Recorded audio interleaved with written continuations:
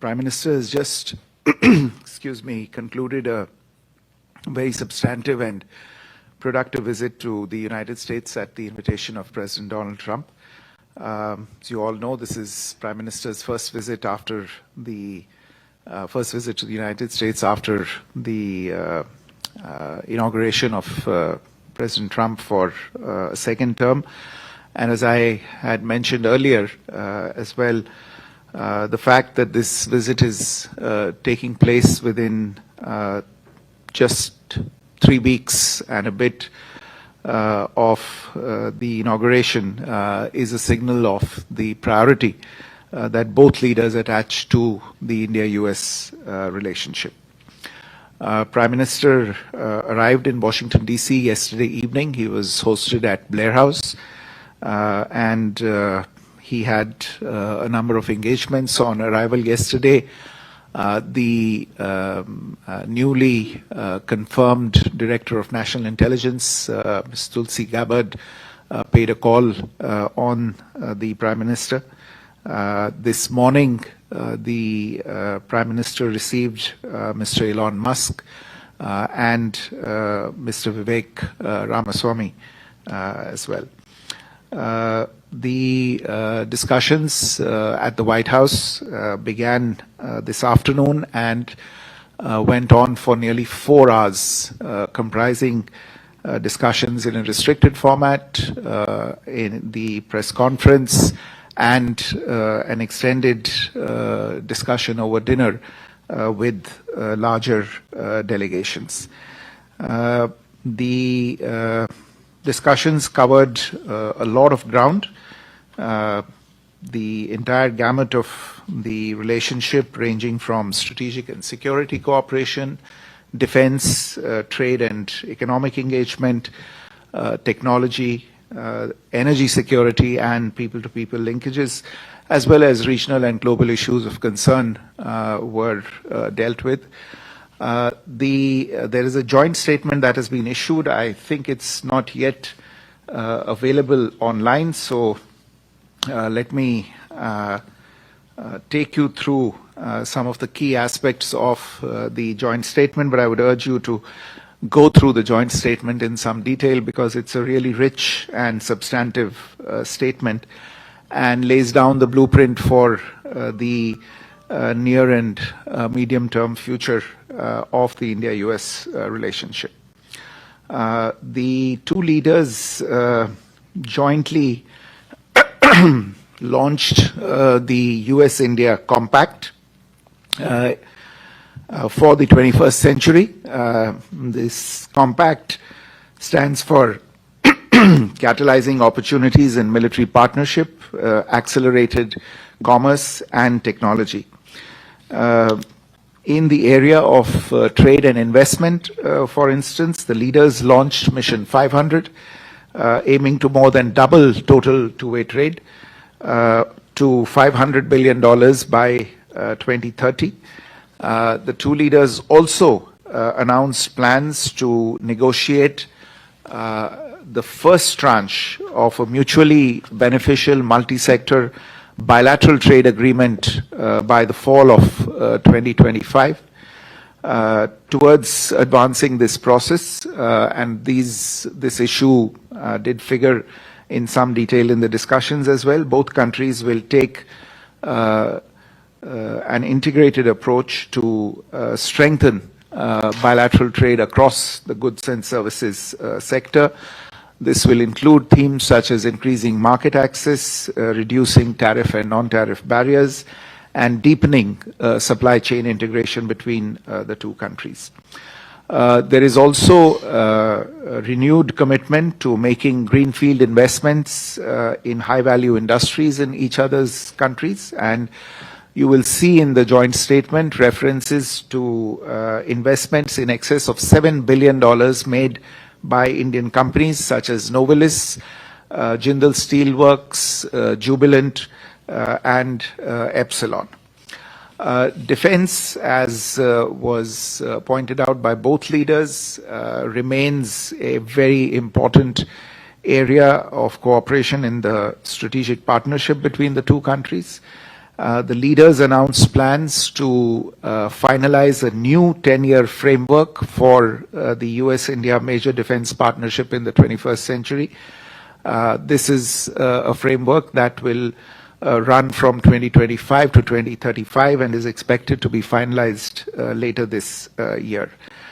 They also agreed to move forward on ongoing defense procurement negotiations for a number of platforms, including land and air systems, as well as co-production agreements.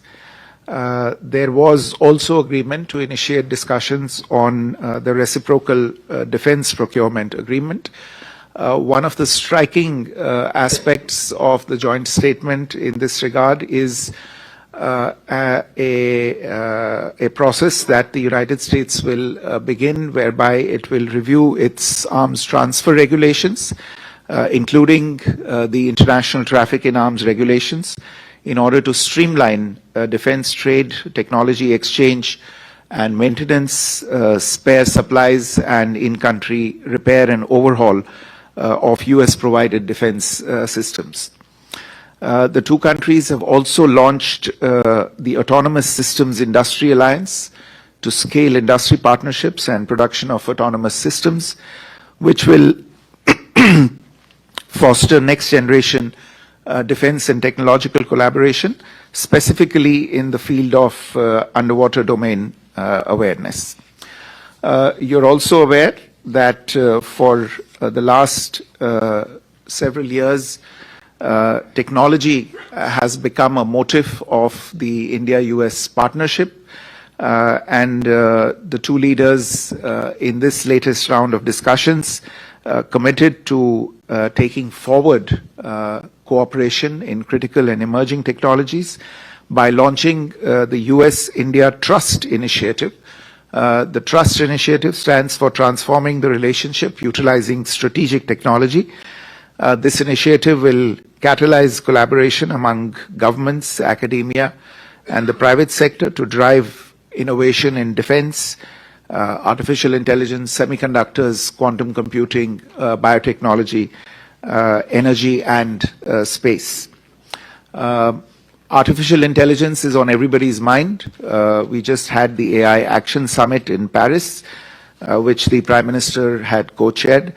And in today's discussions, the leaders committed to bring Indian and US private industry together and conclude a US-India roadmap on accelerating AI infrastructure by the end of the year.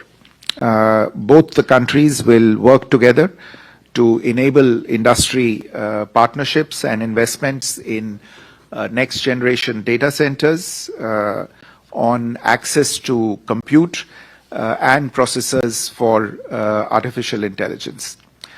The two leaders launched Indus Innovation, a new innovation bridge that is modeled after the successful IndusX platform for defense applications.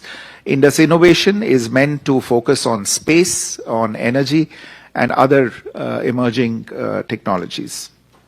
A new US-India cooperative program to recover and process critical minerals, a strategic mineral recovery initiative, has also been launched.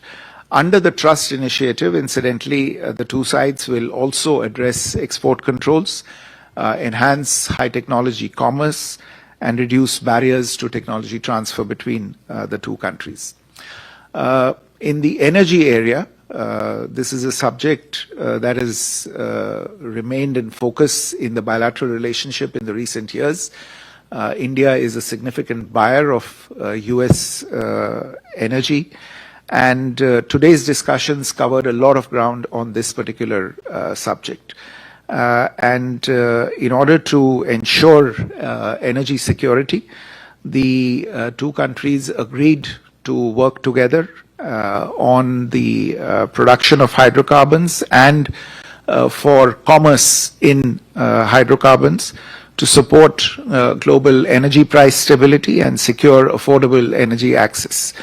In addition, there was agreement to realize the potential in the area of civil nuclear energy, building US-designed nuclear reactors in India, and taking forward that process also through large-scale localization as well as technology transfer. And of course, the two countries have been discussing for some time cooperation in small modular reactors, and that is again something that was flagged today. The obstacles in realizing this cooperation in previous years on account of some of the legal provisions that have remained in place in India have already begun to be addressed.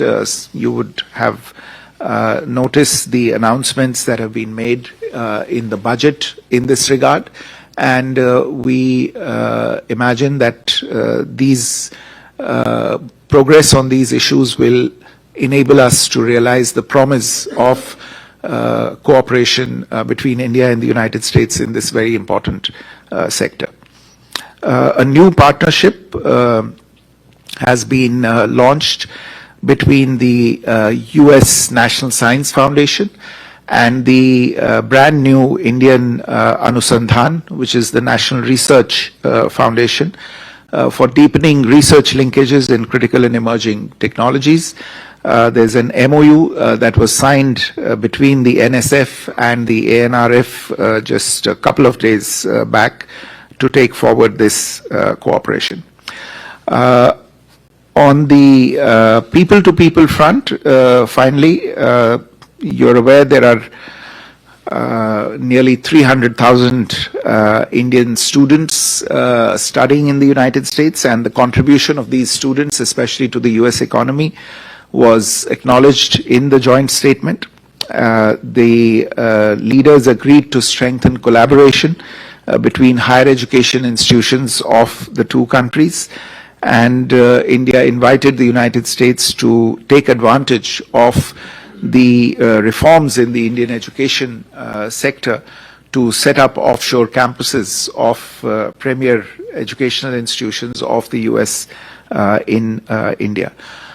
They also committed to streamline avenues for legal mobility of students and professionals, and facilitating short-term tourist and business travel, while at the same time committing to aggressively addressing and tackling illegal immigration and human trafficking.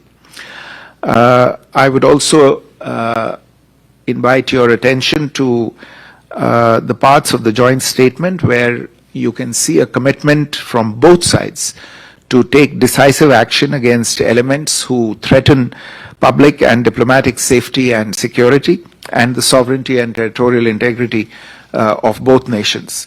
There's a commitment to strengthening law enforcement cooperation in this regard, and this is especially significant from our perspective given some events that have taken place. Last point relates to the deepening strategic convergences between the two countries on regional and global issues, and this is something that came through clearly in the discussions today between the Prime Minister and President Trump.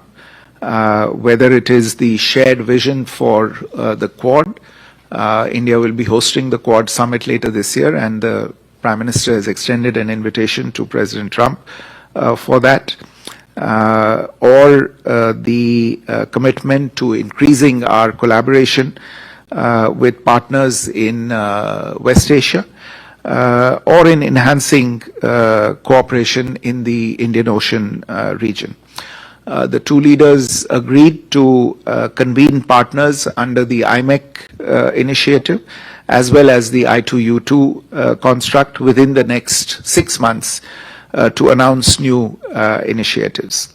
They also launched the Indian Ocean Strategic Venture, a new bilateral forum to advance coordinated investments in connectivity and commerce in this region.